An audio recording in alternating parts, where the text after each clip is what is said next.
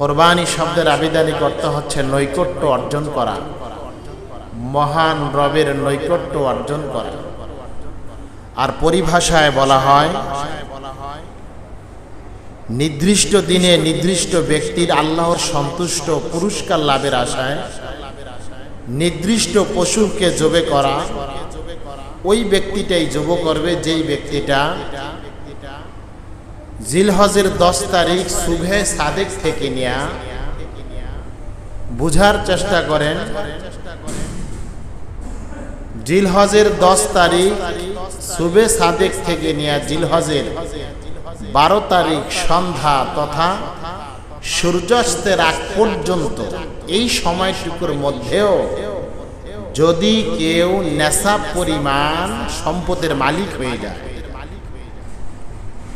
অর্থাৎ 52.5 ভরি রূপা অথবা 7.5 ভরি স্বর্ণের সমপরিমাণ সম্পদ যদি কোনো আকেল বালেগ স্বাধীন মুকিম, অর্থাৎ যেই ব্যক্তিটা মুসলমান কিন্তু সে যদি আকেলবান না হয়, যদি পাগল হয়, তাহলে নেশাব পরিমাণ সম্পদের মালিক হলেও তার উপর কোরবানি ওয়াজিব হবে না। এই জন্য শরিয়াতে ইসলামী শর্ত দিয়ে দেয়, প্রত্যেক নেশাব পরিমাণ মালের মালিকওয়ালা ব্যক্তিটা যদি আকেলবান হয়, জ্ঞানবান হয়, বালেগ হয়, অর্থাৎ মাসুম না হয়, নাবালেগ না হয়, প্রত্যেক আকেল বালেগ সুস্থ সম্পূর্ণ ব্যক্তি 10ই জিলহজ ফজর থেকে নিয়া 12ই জিলহজ সূর্যাস্তের আগ পর্যন্ত এই সময়টার মধ্যে যদি নেশাব পরিমাণ সম্পদের মালিক হয়ে যায়, তাহলে ওই ব্যক্তির উপর কোরবানি করা ওয়াজিব। যদি ইচ্ছাকৃতভাবে তাল বাহানা করে যদি কোরবানি না করে, তাহলে ওয়াজিব তরকের জন্য যে গুনাহ, এই গুনাহ তার আমলনামায় চলে যাবে। এজন্য আমরা বিষয়গুলো কোরবানি শুধুমাত্র আমরা মনে করি ফাজাইল ফজিলতের ব্যাপার।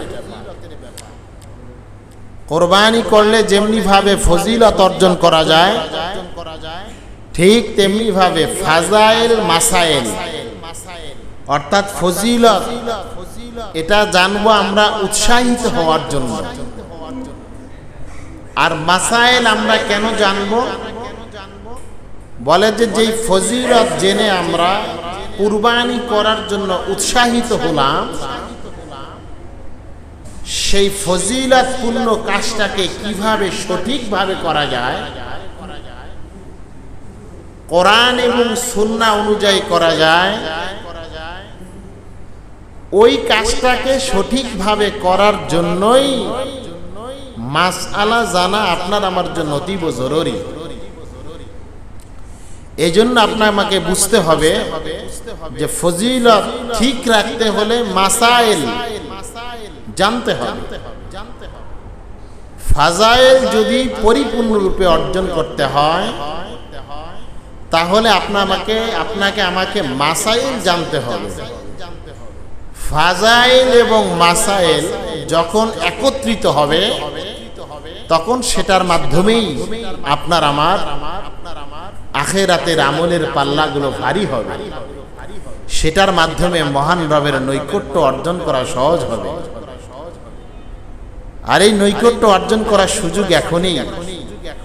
চোখ বন্ধ হয়ে যাবে, মালাকুল মাউত এসে পড়বে, জানটাকে কবজা করে নিয়ে যাবে, তখন কিন্তু আর কখনোই কোনো মাসাইল আর ফাজাইল যেটাই বলি না কেন, কোনোটাই আপনার আমার জন্য অর্জন করা সম্ভব হবে। এই জন্য বোঝেন 52.5 ভরি রূপার দামই বা কত, বা 7.5 ভরি স্বর্ণের দাম, অথবা কিছু স্বর্ণ আছে, কিছু রূপা আছে, কিছু টাকা আছে।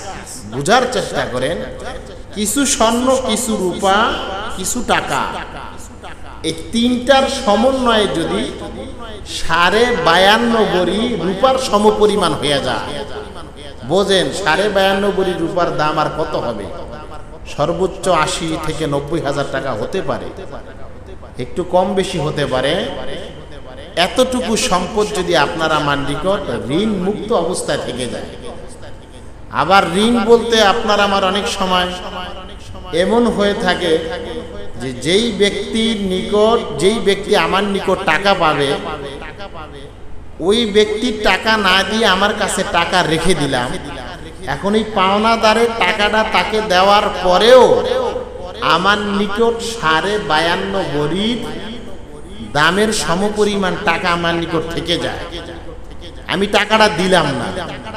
ধরেন একটা ব্যক্তি আমার নিকট থেকে 1 লক্ষ টাকা পাবে, কিন্তু আমি তাকে টাকাটা দিতেছি না। এখন আমার নিকট টাকা আছে 1,90,000। তাহলে ধরলাম ওই ব্যক্তিটাকে আমি 1 লক্ষ টাকা দিয়ে দিলাম, তো 1 লক্ষ টাকা দেওয়ার পরেও তো আমার নিকট 90,000 টাকা থেকে যায়। দেওয়ার পরে তাহলে আপনার আমার উপর কোরবানি ওয়াজিব হবে, কোরবানি দিতে হবে। এমন নয় যে 50 লক্ষ টাকা দেয় বিরাট বড় গরু ক্রয় করে দিতেই হবে। আপনার সামর্থ্য অনুযায়ী একটা বকরি দেন, একটা ভেড়া দেন, একটা বলে যে দুম্বার ব্যবস্থা তো আমাদের দেশে নাই, যেখানে দুম্বার আয়োজন আছে, যেখানে পাওয়া যায় একটা দুম্বার ব্যবস্থা করে দেন। আপনার সামর্থ্য অনুযায়ী পরিষ্কার পরিচ্ছন্ন টাকার মাধ্যমে, হালাল টাকার মাধ্যমে আমরা আমাদের কোরবানি দেওয়ার চেষ্টা করব ইনশাআল্লাহ।